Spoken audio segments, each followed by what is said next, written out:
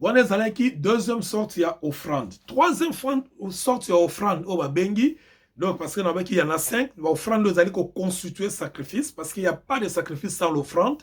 Offrande ezali ko constituer sacrifice, bazali benga offrande de paix, donc offrande ya kimia.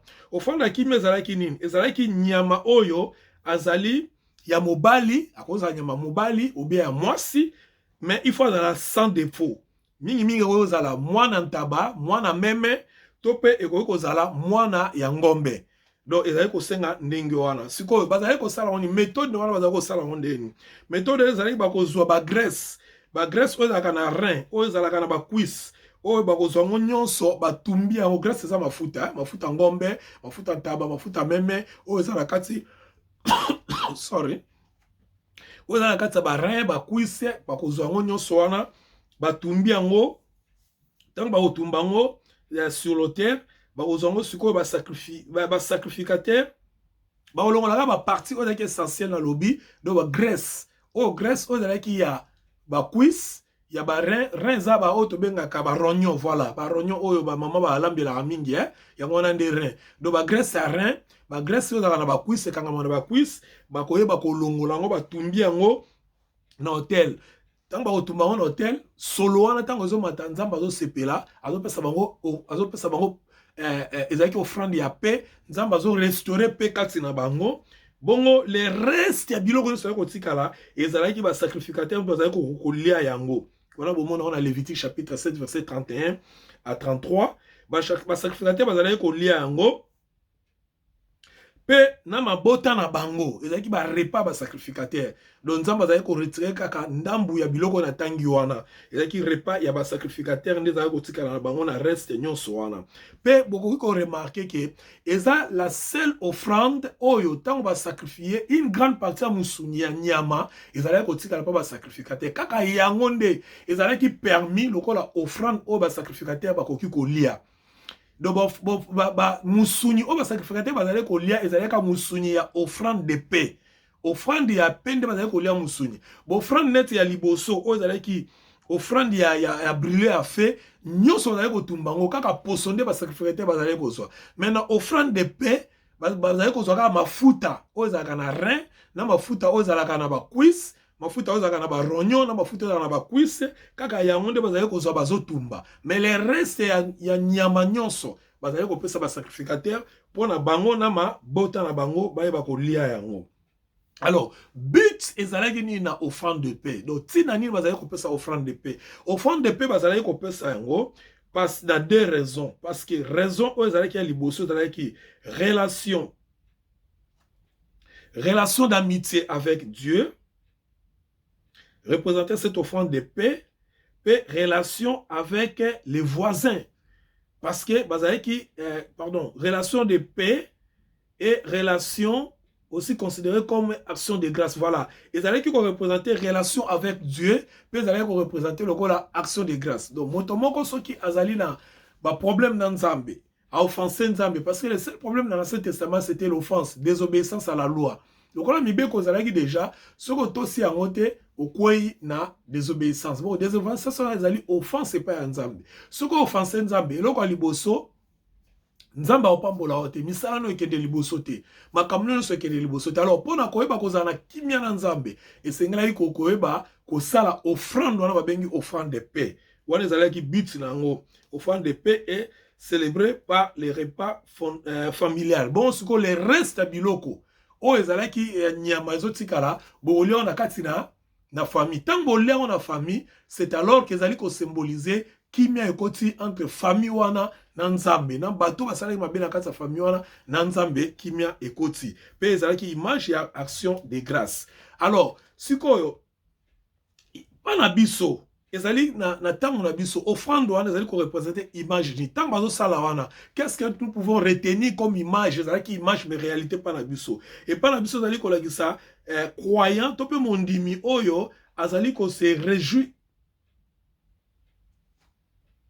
oyo azali reconnaissant na kimia oyo utake pai na Nzambe. Ozomona Donc, mon dimi, azana kimia na yezali ko dépendre pas ya nzambe à travers Jésus-Christ. Parce que tant bazo tumba nyama wana, balongoli ba parti wana nyonso na lobaki ya mafuta tout ça, et ba tumbi yango. Le reste tant bozo li yango na famille, ils ont représenté reconnaissance oyo tozanango et pas ina nzambe pe reconnaissance wana ezali kopesa biso kimia elongo na nzambe, c'est-à-dire tozali nsengo ete tozali la kimia elongo na nzambe pona biso ba Christ, parce que Christ à travers Christ nde tozwi kimia elongo na nzambe. Romains chapitre 5 verset 1, un verset chéri que j'aime beaucoup.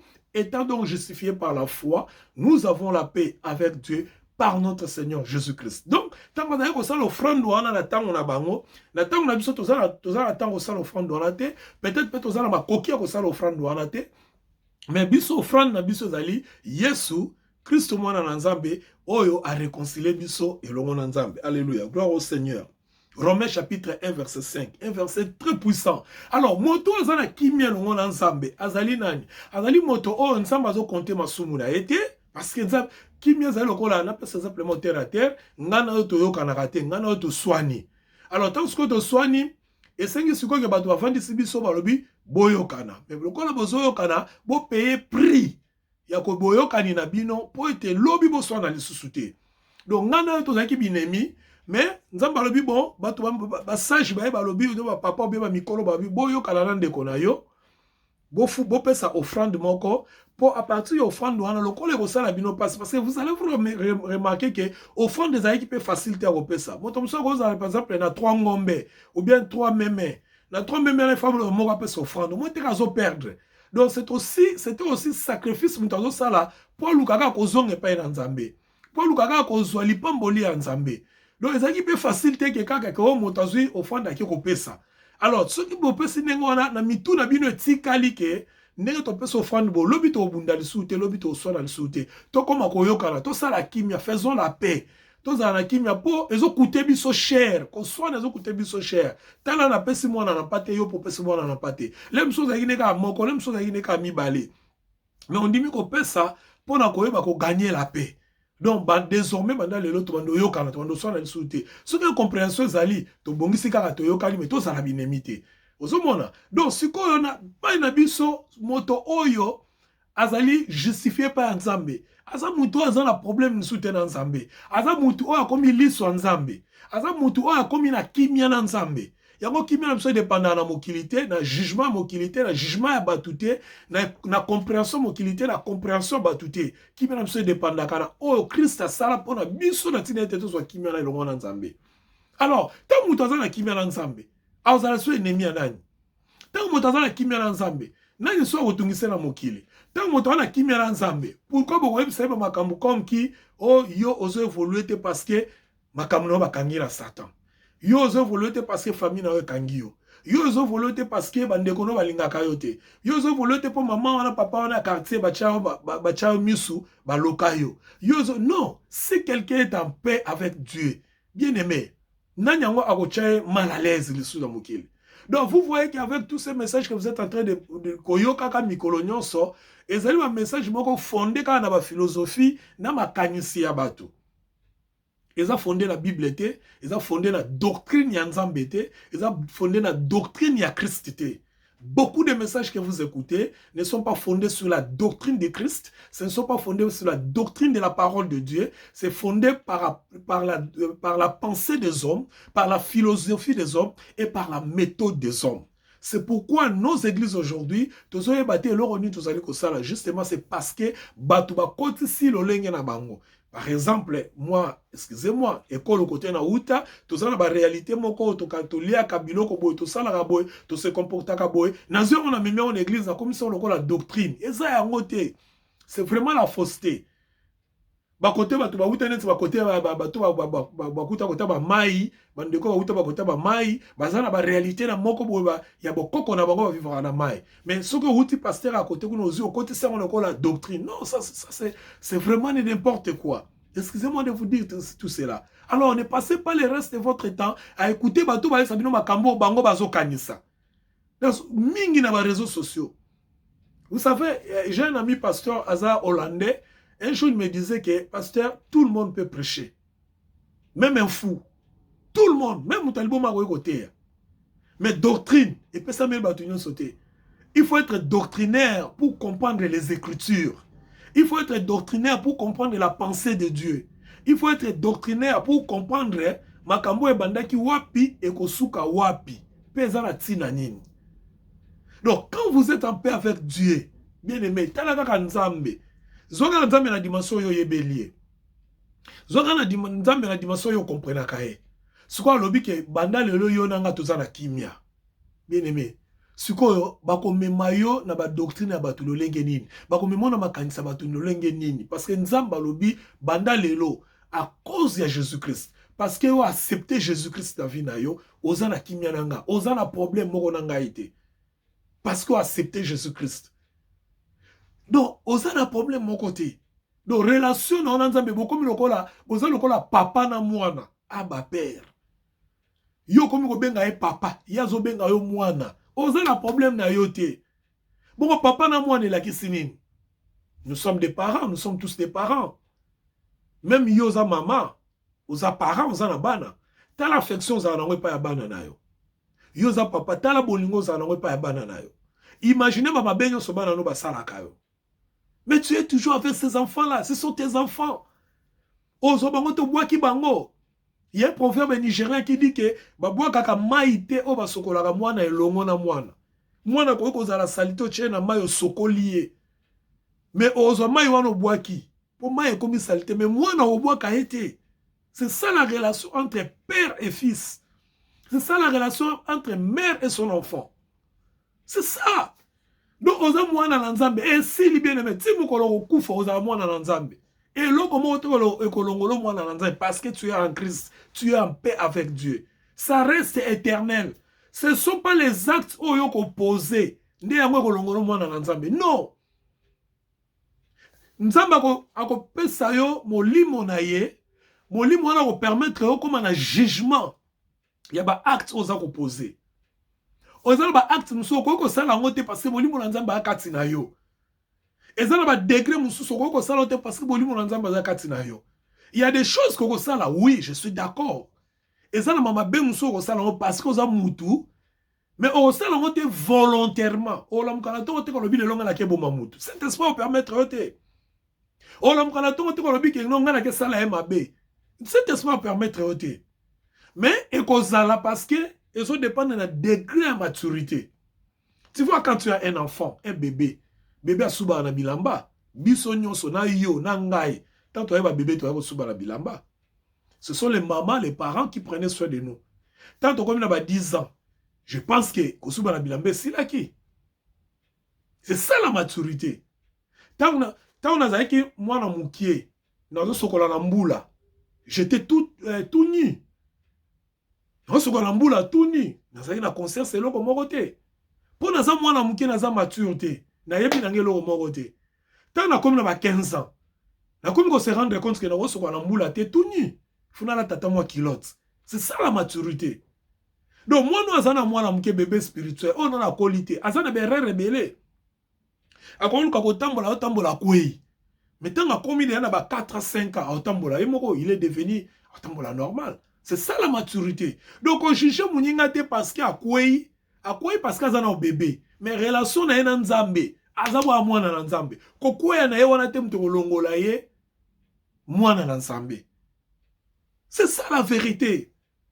Pe kokwea na ye te yango kosala ke malédiction o ezala kolanda kokwea ekanga ye kokanga ye te. Malédiction kokanga ye lisute parce que y a déjà règne ya condamnation, règne ya malédiction, asa longwa akota na règne ya lumière, akota na règne ya kimia na nzambe. Ce que l'on ko se passer ka ezaki parce que azana nu mwana ayebi ko tambola te ya mwana zo trébucher. Apôtre Paul a lobi yango, nous trébuchons tantôt d'une manière d'une autre. Mais nous ne sommes pas de ceux-là qui se réquipent pour se perdre. Tozaba o te to ko se perdre. Nous pouvons trébucher tozaba parce que maturité zate mutu mo ko peso kanda na niveau mo o gangelier. Mais Saint-Esprit azaka tinayo akoyeba ko so komi mature à contrôler yo. C'est le Saint-Esprit qui va te contrôler parce que tu es en paix avec Dieu. Voilà. On est avec qui? Troisième offrande. Quatrième offrande, ezali offrande du péché. L'offrande de la salle va pour le péché. ce n'était pas ezalaki beno offrande moko ezalaki ya solo kitoko te, mais ezalaki obligatoire parce que ezalaki offrande du péché obligatoire. Okoki komema mwana ya ngombe, okoki komema pona okoki komema mwana ngombe epai ya basouverain sacrificateur, okoki komema mwana ya ngombe epai na kati na congrégation na do c'est-à-dire bisika bato basangani, okoki komema mwana ya ngombe, mwana ya pate, mwana ya ntaba, okoki komema bango epai ya bato oyo bayeba kokatakata yango, donc bazali kobenga ba dirigeant parce que na kati ba sacrificateur ezalaki na souverain sacrificateur oyo atumbaka mbeka akotaka na lieu très saint, mpe ezalaki na ba sacrificateur mosusu oyo basalaka bamisala ya temple. Par exemple soki moto aye na mwana mpate il faut bakata ye balongola poso basala boye, wana ezalaka basacrificateur bango mosala na bango. Mais moto akotaka na lieu très saint azali mokonzi na bango tolobaka na terme wana, azali souverain sacrificateur akotaka na lieu très saint po akende kotumba. Donc bango mpe il faut komema mwana ya nyama epai na bango. Méthode ezali kosalema nde nini? Kolongola bagraisse oyo ezali na baentraille, kolongola barein, kozwa ngo nyonso kotumba ngo na hôtel. Alors le reste ya nyama ekozala brûlé hors le camp. Ah bah, je vais expliquer. Hors le camp par les souverains sacrificateurs et la congrégation. C'est-à-dire quoi? Oye par exemple na meme na yo bazwi meme wana balongole loka biso balongoli poso ya mibale bakolongola oyo ezali bagraisse mafuta oyo ezali na kati ya meme wana mingi mafuta oyo eza na libumu, mafuta oyo ezali na barein na barognon. Mais le reste ya nyama souverain sacrificateur akomema batu nyonso bazali wana na kati ya temple, na kati ya tabernacle, akobima na bango libanda ya tabernacle. Donc bisika tabernacle ezali akobima na bango libanda ya tabernacle, amemi bango kuna bakei batumbi mbeka ya baparti nyonso misuni makolo mutu nyonso wana ekotikala bakozwa ngo batumbi mbeka.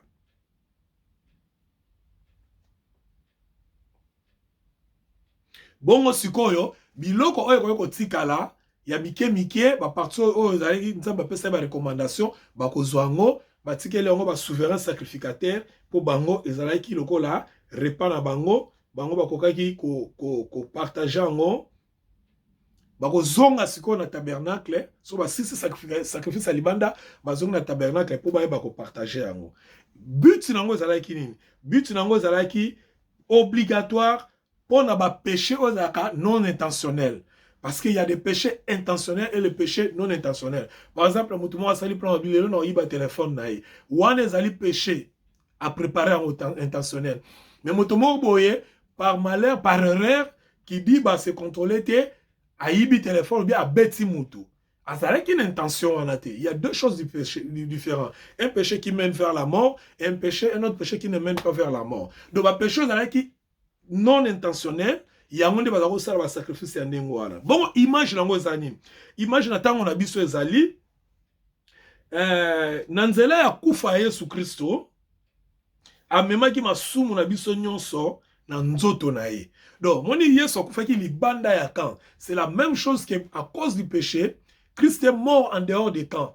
Ndenge moko pe na Ancien Testament na tango wana sacrifice wana ya péché non intentionnel bazalaki kotumbango libanda na camp mpona kolakisa biso image ya Christ oyo akokufa libanda ya camp ya camp mpona koyeba kosomba oyo ezali masumu na biso oyo tozalaki bato na masumu. Donc Christ na corps na ye akei kose sacrifier libanda ndenge bazalaki kosacrifier banyama wana libanda mpona kolongola masumu na biso. Okomona na 2 Corinthiens chapitre 5 verset 21 to pe na 1 Pierre chapitre 2 verset 24. Cinquième sacrifice, il y a ce qu'on appelle offrande de culpabilité. Culpabilité, là, c'est tout simplement kolongola moto, éviter la lingala, kolongola moto na ko yima. Peut-être yango wana. L'offrande de culpabilité. Donc, aux hommes qui sont coupables, na sali mabe.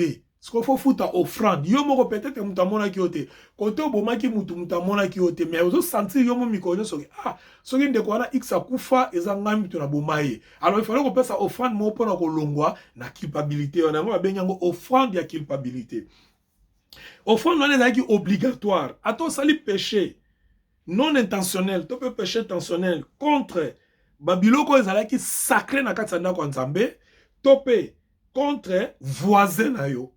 Donc offrande oyo ezalaki ya culpabilité ezalaki nini? Ezalaki beaucoup plus lié na mabe oyo osala na biloko eza sacré. Biloko eza sacré ezani eza lokola ba ustensile nyonso oyaki na kati ya tabernacle.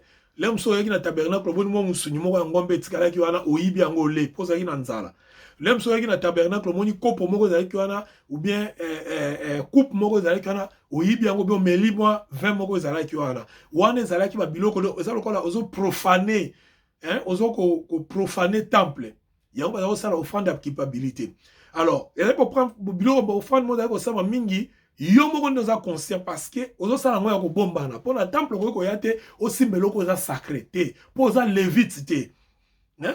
Et ça le quoi biso na dispensation o te que tout nous est permis. Non. Pas na bango yaki kaka lévite ntana to ko na temple a simba le sacré. Alors yo par so ko kota ki na ko bomba no simbi sacré.